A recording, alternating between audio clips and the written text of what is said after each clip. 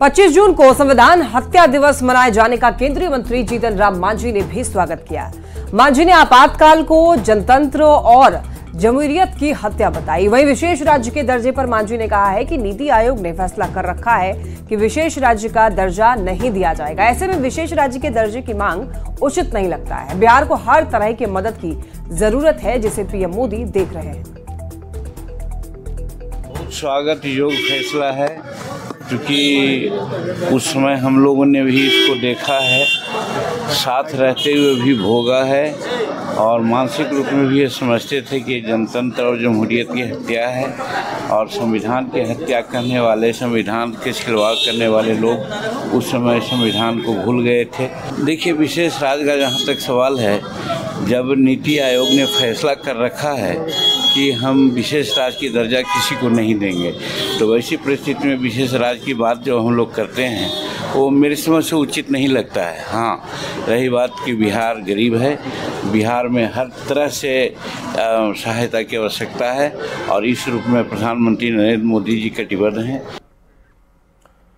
और केंद्र सरकार ने 25 जून को संविधान हत्या दिवस घोषित कर दिया है। केंद्र सरकार की तरफ से इसको लेकर एक नोटिफिकेशन भी जारी किया गया।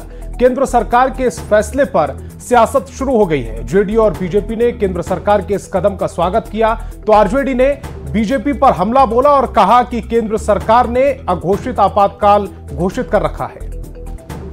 घोषित आपातकाल की स्थिति बना करके कहीं ना कहीं आम जनों को परेशानियों में, कठिनाइयों में डालने वाली भारतीय जनता पार्टी महंगाई पर ध्यान नहीं दे रही है, भ्रष्टाचार को शिष्टाचार और सदाचार का रूप दे दिया, उस पर ध्यान नहीं दे रही है।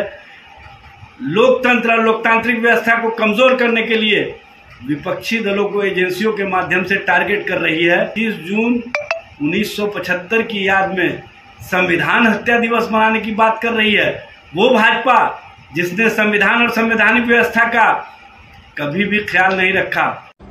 देखिए, इस निर्णय के लिए प्रधानमंत्री जी और गृह मंत्री जी दोनों का आभार और पूरा देश इसका स्वागत कर रहा है। निश्चित तौर पर 25 जून 1975 का वो काला अध्याय पूरे देश को हमेशा याद रखना चाहिए और आने वाली पीढ़ी को भी बताने की आवश्यकता है कि किस तरह से संविधान की शरेआम हत्या की गई, लोकतंत्र को मिटाने की कोशिश की गई।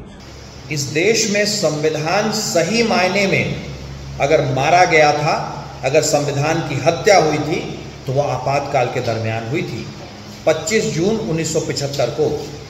और देश को यह जानना चाहिए, आने वाली पीढ़ियों को यह जानना चाहिए। इसीलिए भारत सरकार ने फैसला किया है कि 25 जून हर साल संविधान हत्या दिवस की तरह मनाया जाएगा। पूरे देश के लोगों को हमेशा याद रहेगा। जब भी इस दिवस की चर्चा होती है, कांग्रेस पार्टी के लोगों को मिर्ची लग जाती है। भाई, चर्चा क्यों नहीं होगी? अगर इस तरह का कृत्य किसी राजनीतिक दल के द्वारा किया जाए, लोकतंत्र की हत्या की जाए, तो इसका विरोध क्यों नहीं होगा?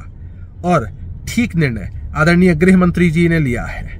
कांग्रेस पार्टी के लोग लाख चिल्लाते रहे, अपने ऊपर लगे इस काले धब्बे को कभी नहीं मिटा सकते हैं। ये बेरोजगारी से, महंगाई से जिस तरह से लोग त्रस्त है, उसका ध्यान को हटाना चाहती है और इस तरह की बातें भारतीय जनता पार्टी करती है कि लोगों का ध्यान भटके।